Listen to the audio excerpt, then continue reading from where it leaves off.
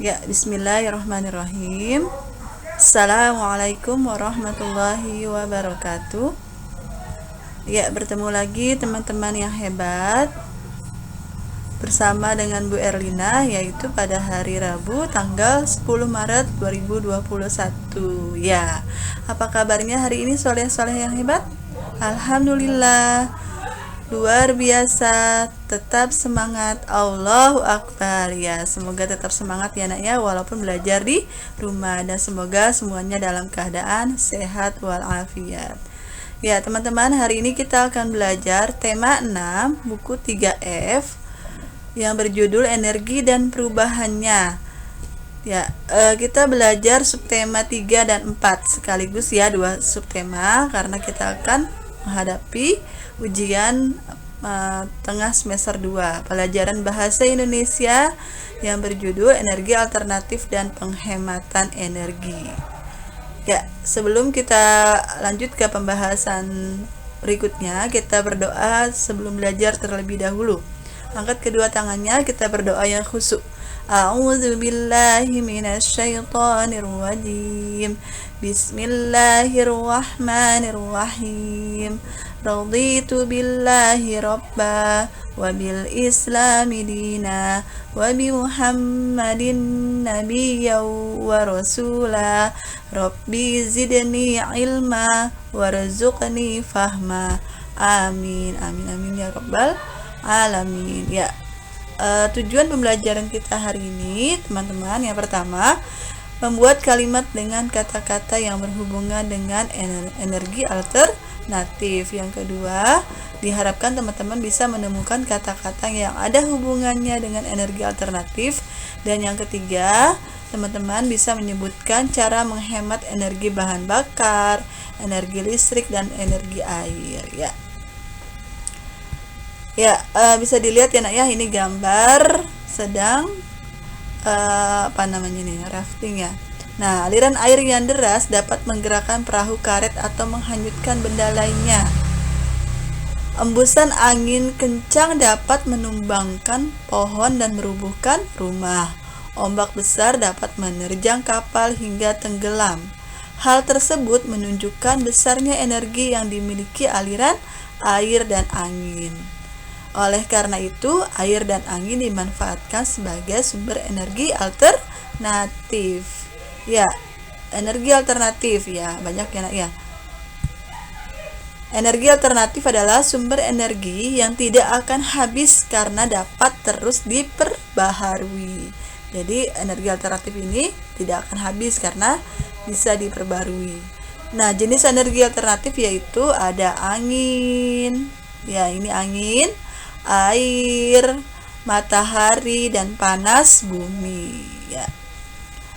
Panas matahari, gerak angin dan air atau bayu diubah menjadi energi listrik. Nah, listrik ini dihasilkan oleh matahari, air, dan angin. Jadi dari matahari, air, dan angin menjadi listrik. Energi matahari dimanfaatkan membuat PLTS atau pembangkit listrik tenaga surya. Jadi namanya PLTS disingkat. Sedangkan kalau energi air dimanfaatkan membuat PLTA, yaitu pembangkit listrik tenaga air ya. Selanjutnya energi angin untuk PLTB. Nah, kalau angin PLTB, air PLTA, tenaga surya PLTS ya. Ya, kalau ini contohnya yang bayu PLTB, tahu? Ya. Energi panas bumi dimanfaatkan untuk pembangkit listrik tenaga panas bumi atau PLTPB singkatannya. Ini contohnya energi panas bumi. Ya, yang selanjutnya, tumbuh-tumbuhan seperti kelapa, kedelai, sawit, dan jarak juga dapat dimanfaatkan untuk menghasilkan bahan bakar alternatif yang disebut biosolar. Ya, ini contohnya biosolar ya. Jadi dari tumbuh-tumbuhan, biosolar merupakan pengganti bahan bakar solar. Ya, ini contohnya biosolar pemanfaatannya. Nah, Kalau kotoran hewan dan limbah pertanian juga dimanfaatkan untuk menghasilkan biogas. Ya, ini biogas berasal dari kotoran hewan dan limbah pertanian. Biogas digunakan sebagai bahan bakar untuk memasak. Jadi biogasnya ini bisa dimanfaatkan untuk memasak, untuk menyalakan kompor. Energi alternatif panas matahari. Ya, ini contohnya. Matahari sumber energi panas terbesar di bumi. Selain untuk berbagai aktivitas seperti mengeringkan pakaian, penerang alam di bumi, fotosintesis, matahari sebagai PLTS, ya, pembangkit listrik tenaga surya. Ya, panas matahari ditampung di alat bernama panel surya. Nah, ditampung di alat panel surya. Kemudian diubah menjadi energi listrik. Nah, dari matahari, terus panasnya ini ditampung oleh alat yang bernama panel surya, kemudian berubah menjadi energi listrik dan kita gunakan sehari-hari untuk lampu dan sebagainya.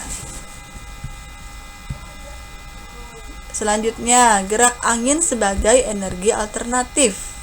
Nah, ini angin ya, ya, kincir angin. Gerak angin biasanya dimanfaatkan untuk bermain layang-layang, menggerakkan perahu layar, menggerakkan roda penggilingan padi, atau pembangkit listrik tenaga bayu. Semuanya memerlukan gerakan angin. Ya, yang selanjutnya yaitu air sebagai energi alternatif. Tadi ada matahari, ada apa lagi tadi? Angin. Nah, yang selanjutnya adalah air. Ya, ini air contohnya.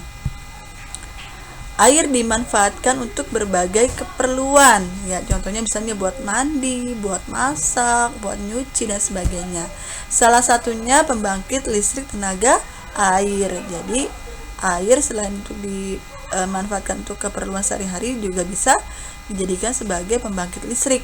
Nah, saat ini segala aktivitas manusia tidak lepas dari listrik. Listrik dari tenaga air tidak pernah habis. Meskipun demikian, kita harus menghematnya.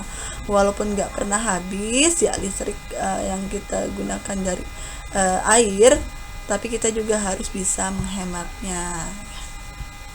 Ya, yang selanjutnya adalah energi alternatif biogas. Ya, tadi kan sebelumnya sudah Bu Guru jelaskan kalau biogas itu dari kotoran hewan, ya. Biogas adalah energi yang dibuat dari gas limbah kotoran hewan. Ya, ini contohnya. Kotoran sapi masuk terus fermentasi, penguapan, lalu menghasilkan gas. Bisa menjadi sisanya bisa menjadi pupuk, menghasilkan gas bisa menjadi kompor gas, ya. Limbah gas kotoran sapi akan diolah kemudian menghasilkan energi untuk penerangan, ya. Menyalakan kompor dan sisanya untuk pupuk. Sisanya kotoran hewan ini bisa untuk pupuk.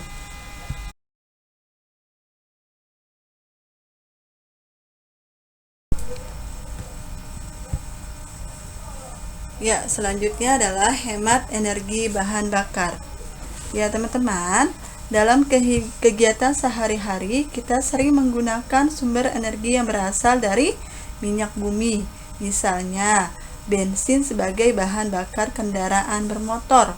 Minyak bumi termasuk sumber energi yang tidak dapat diperbaharui, berbeda dengan air atau angin, ya, bisa diperbaharui. Kalau minyak bumi ini tidak bisa diperbaharui. Jika kita menggunakannya secara terus-menerus, suatu saat energi tersebut akan habis. Jadi bahan bakar ini kalau kita gunakan terus-menerus dia akan habis. Oleh karena itu kita harus menghemat penggunaannya. Nah, bagaimana sih cara menghemat bahan bakar kendaraan?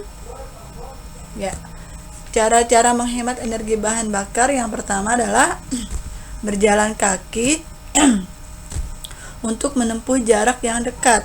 Ya, ini contohnya, ya. Jadi kalau kita berjalan kaki itu juga dapat menghemat penggunaan bahan bakar. Karena berjalan kaki juga baik untuk kesehatan.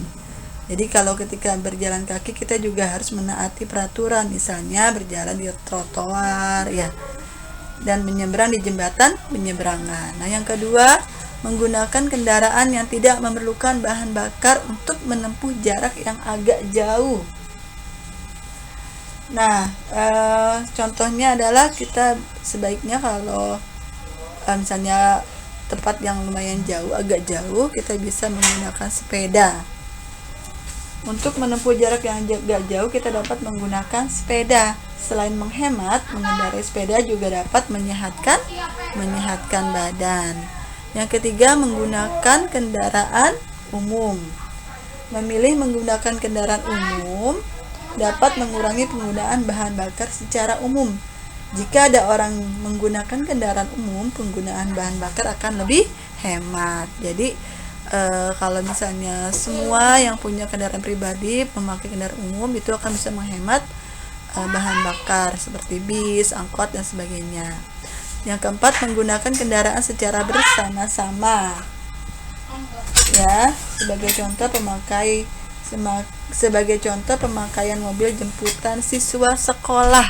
Nah, itu kan dilakukan secara bersama-sama. Yang kelima, merawat kendaraan secara teratur. Karena apa? Karena bisa menghemat dalam penggunaan bahan bakar. Kalau kendaraan yang kurang terawat menyebabkan kinerja mesin kendaraan kurang maksimal, sehingga akan boros bahan bakar. Dan yang terakhir, tidak ngebut saat berkendara. Kenapa? Karena kalau mengendarai sepeda motor atau mobil dengan kecepatan tinggi membutuhkan lebih banyak bensin. Kalau kita menggunakan kendaraan dengan kecepatan tinggi, itu bisa membutuhkan lebih banyak bensin. Nah, hal tersebut disebabkan karena mesin motor harus bekerja lebih keras kalau lebih cepat ya. Nah, itu cara-cara menghemat energi bahan bakar. Yang selanjutnya adalah menghemat penggunaan listrik. Ya, menghemat penggunaan listrik. Dalam sehari-hari kita memanfaatkan berbagai macam energi. Salah satunya jenis energi yang banyak dimanfaatkan adalah energi listrik. Ya, misalnya kita menyalakan televisi atau menyalakan AC atau menyalakan lampu dan sebagainya yang berhubungan dengan listrik. Ketika energi listrik digunakan berlebihan, persediaannya akan berkurang. Akibatnya dilakukan pemadaman bergilir. Nah, jadi kita sering mengalami ya mati lampu secara bergantian, itu karena persediaan listriknya sudah mulai berkurang. Banyak kegiatan yang terganggu ketika terjadi pemadaman. Nah, untuk mengatasinya kita dapat melakukan penghematan listrik. Ya, bagaimana cara menghemat energi listrik? Yang pertama adalah menggunakan lampu dengan daya yang kecil. Jadi nggak usah terang-terang kalau ruangannya kecil.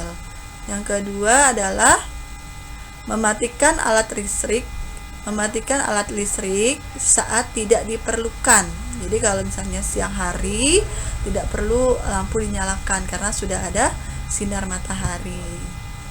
Yang ketiga adalah mengatur suhu pendingin ruangan sesuai kebutuhan. Jadi tidak usah dingin-dingin kalau ruangannya kecil, diatur sesuai dengan suhu ruangan saja ya. Ini cara menghemat energi listrik. Nah, yang ketiga, yang terakhir adalah menghemat penggunaan air.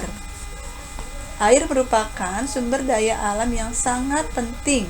Sebagian besar permukaan bumi tertutup oleh air.